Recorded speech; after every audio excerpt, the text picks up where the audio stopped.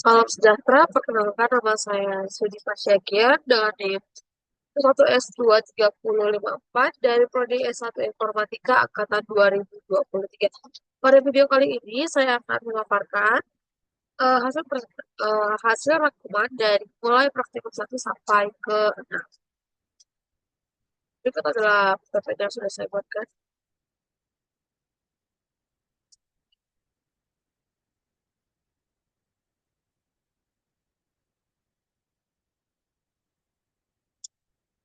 Visualisasi struktur data dan kompleksitas struktur. Daftar isinya ada 8, yaitu linked list, double linked list, stack, queue, binary search tree, hash table, graph, dan yang terakhir game. Pertama dimulai dari linked list. Linked list itu kumpulan elemen data yang disebut node. Jadi di mana setiap node itu menunjukkan ke node berikutnya dalam urutan, yaitu seperti bisa bisa dilihat, yaitu dari 0 ke 1 dan selanjutnya. Kemudian ada append. Append itu menambahkan elemen baru di akhir linked list. Untuk ini kita perlu menelusuri seluruh list hingga mencapai elemen terakhir. Kemudian menambahkan node baru di sana. Jadi contohnya big null. ON karena kita perlu melakukan transversal hingga akhir linked list. Kemudian ada dari kelas. Menghapus elemen terakhir di linked list. Jadi kita harus menelusuri list hingga mencapai elemen kedua terakhir dan menghapus pointer ke node terakhir. Misalnya big null, ON karena harus transversal hingga elemen kedua terakhir. Selanjutnya prepend. Menambahkan elemen baru di depan linked list. Jadi kita hanya perlu memodifikasi pointer head untuk menunjukkan ke node baru, dan node baru ini menunjukkan ke node sebelumnya. Itu kita sebut hit. Kemudian ada reverse. Reverse itu menghapus node pertama dari linked list. Jadi kita hanya perlu mengubah pointer head untuk menuju ke node berikutnya. Kemudian ada get dan set. Get itu mencari dan mengembalikan nilai elemen yang berada pada indeks tertentu dalam linked list. Jadi proses ini memerlukan transversal dari hit hingga mencapai indeks yang dituju. Kemudian ada set. Set itu mengubah nilai elemen pada indeks tertentu. Sama seperti operasi get, kita perlu menelusuri linked list hingga indeks yang diinginkan dan kemudian mengubah nilai node di sana.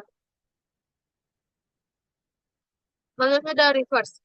Reverse itu membalikkan urutan linked list. Jadi kita hanya harus menelusuri list dan mengubah arah pointer untuk setiap node. Sehingga node pertama menjadi terakhir dan seterusnya. Nah, topik yang kedua yaitu double linked list.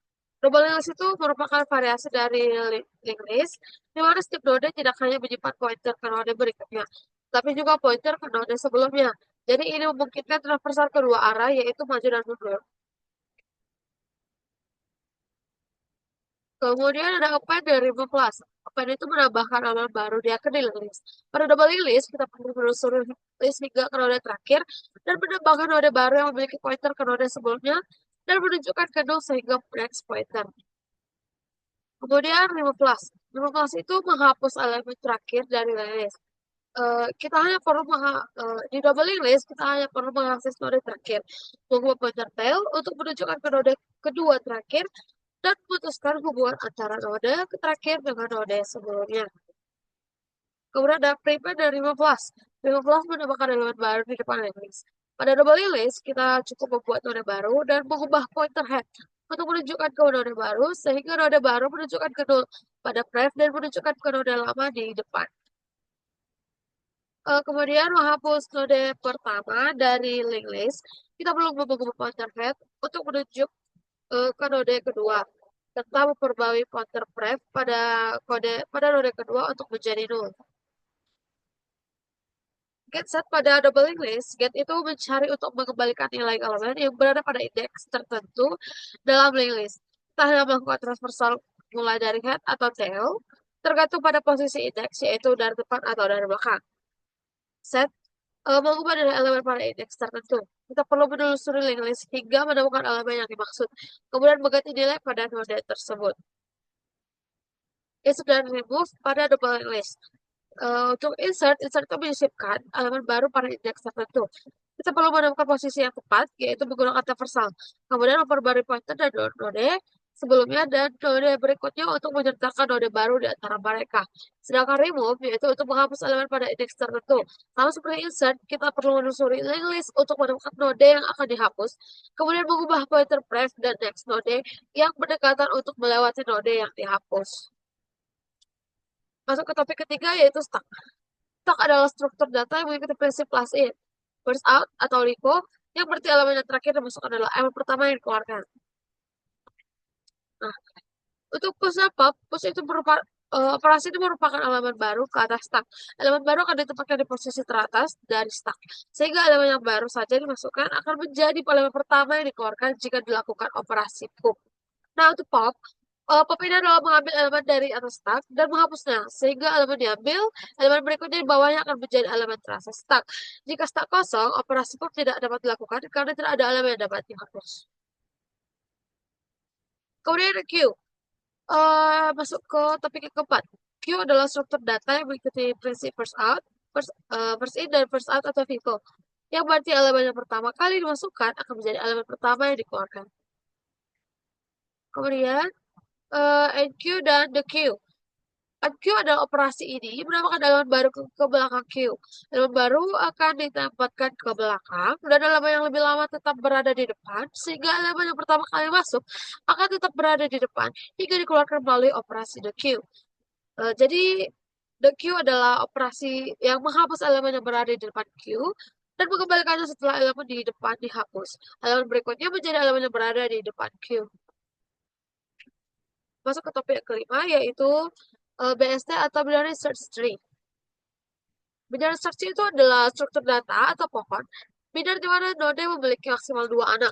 Dan untuk setiap node, nilai itu di subtree kiri selalu lebih kecil daripada nilai di node. Sedangkan nilai di subtree kanan selalu lebih besar daripada nilai node. Jadi BST sangat efisien untuk operasi pencarian, penyisipan, dan penghapusan. Karena properti ini yang memungkinkan pencarian dilakukan dalam waktu yang lebih cepat daripada pencarian linear pada struktur lainnya. Kemudian insert. Insert itu untuk menyisipkan elemen ke dalam BST. Kita mulai dari root, membandingkan nilai yang ingin disisipkan dengan nilai node saat ini. Jika nilai yang ingin disisipkan lebih kecil dari node saat ini, kita bergerak ke subtree kiri. Jika nilai lebih besar, kita bergerak ke subtree kanan.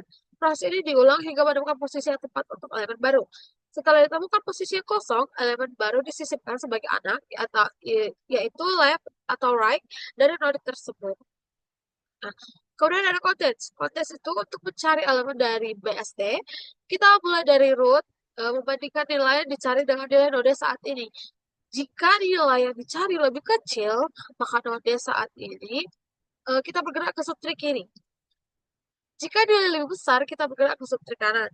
Jadi proses ini diulang hingga elemen ditemukan atau tidak mencapai nilai nol yang menandakan elemen tidak ada dalam BST.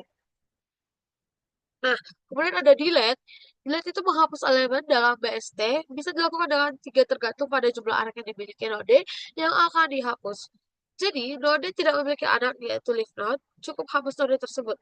Kemudian node memiliki satu anak, gantikan node tersebut dengan anaknya baik dari kiri atau dari kanan. Kemudian node memiliki 2 anak. Temukan sukresor, yaitu node dengan nilai terkecil dari subtree kanan, atau prosesor, node dengan nilai terbesar di subtree kiri. Jadi salin nilainya ke node yang ingin dihapus, lalu hapus suppressor atau prosesor tersebut. Yang keenam, kita masuk ke topik keenam yaitu hash table. Hash table itu adalah struktur data yang digunakan untuk menyimpan data dalam format pasangan atau key value yaitu kunci nilai. Dengan menggunakan fungsi hash, sebuah key dipetakan ke sebuah lokasi dalam array yang disebut bucket atau slot. Nah, kemudian ada hash method. Fungsi hashing menerima key dan menghasilkan code. Nah, hash code tersebut kita pakai untuk menentukan indeks yang sesuai dalam array. Jadi, collision bisa terjadi jika dua key menghasilkan indeks yang sama, sehingga teknik seperti open addressing atau chaining digunakan untuk mengatasi ini. Kemudian ada set. Set itu untuk menyisipkan pasangan key value ke dalam hash table. Kita menggunakan key untuk menghitung indeks menggunakan fungsi hash. Jadi, kemudian kita mendapatkan pasangan key value di bucket pada indeks yang dihitung. Jika sudah ada pasangan dengan key yang sama, misalnya karena college, kita bisa menggunakan eh, metode seperti shading, yaitu menyimpan lebih dari satu pasangan di buket, atau open addressing mencari tempat kosong berikutnya. Kemudian ada get. Get ini untuk mengambil nilai berdasarkan key. Kita menggunakan fungsi hash untuk menghitung indeks dalam array. Kemudian kita memeriksa buket pada indeks yang sesuai untuk melihat apakah key yang dicari ada di sana, dan jika ada, kita mengembalikan nilai yang terkait. Eh, untuk mengambil sebuah key dalam hash table, kita cukup mengakses nilai buket dalam mengambil key dari setiap pasangan key value yang ada. Kemudian topik ketujuh, grab. Udah langsung.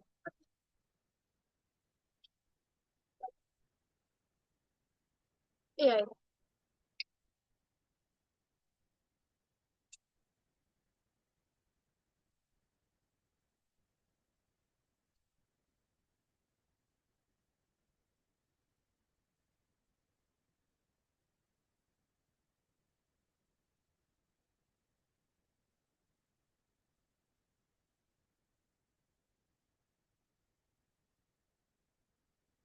Kemudian topik yang ketujuh, yaitu grab.